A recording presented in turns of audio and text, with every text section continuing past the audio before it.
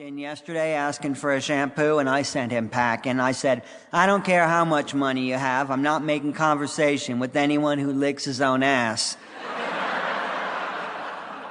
And the moment she said it, she realized her mistake.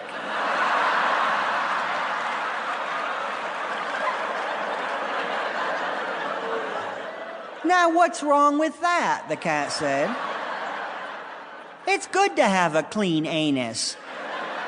Why, I lick mine at least 5 times a day. And I admire you for it, the baboon said.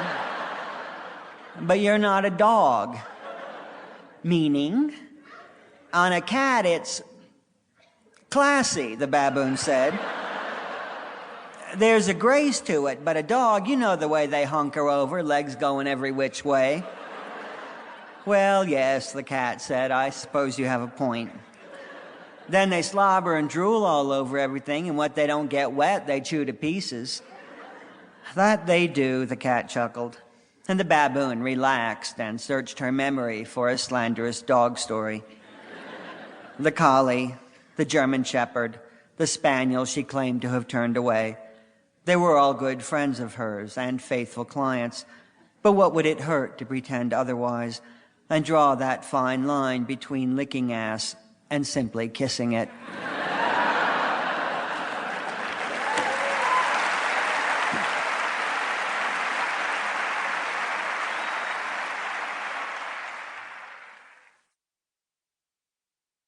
My editor had asked me to write something about my book tour, which is a difficult thing to write about.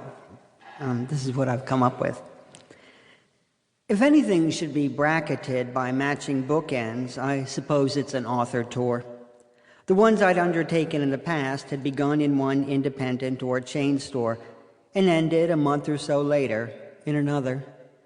The landscape, though, has changed since then. And it's telling that on this latest tour, I started and finished at the Costco. The first one I went to was in Winston-Salem, North Carolina. I was spending the weekend with my sister Lisa, just gearing up from my 6 weeks of travel, when her husband Bob expressed a need for light bulbs. Anyone game for a quick ride to Costco, he asked.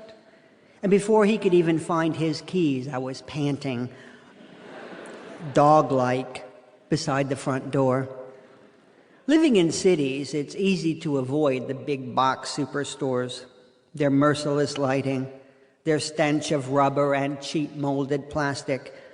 It's not the way I normally like to shop. At Costco, though, they sell these displays of pain relievers.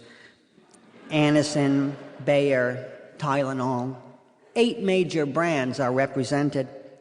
Pills are paired into single-serving envelopes, then stapled in rows to a bright sheet of poster board. It looks like something you'd see behind the counter at a gas station. There the packets might cost $2 each, but here the entire display, maybe 150 doses, goes for less than $8. At home, I'd buy a bottle of Bufferin or ibuprofen and leave it at that. But when on tour, it's packets I need, not for myself, but to give as gifts to the people who have come to see me. Say it's someone's birthday or anniversary. I always offer the shampoos and conditioners taken from my hotel, but they only provide you with so many. And with a good-sized crowd, you're empty-handed before you know it.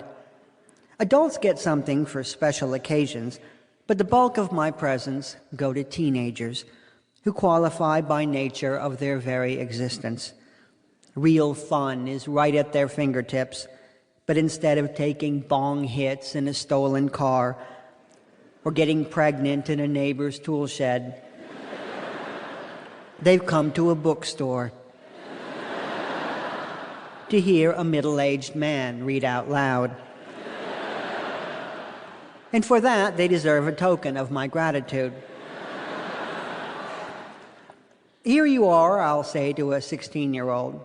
Put this in your purse or glove compartment and think of me the next time you get a hangover. For this latest tour, my gifts were pretty paltry.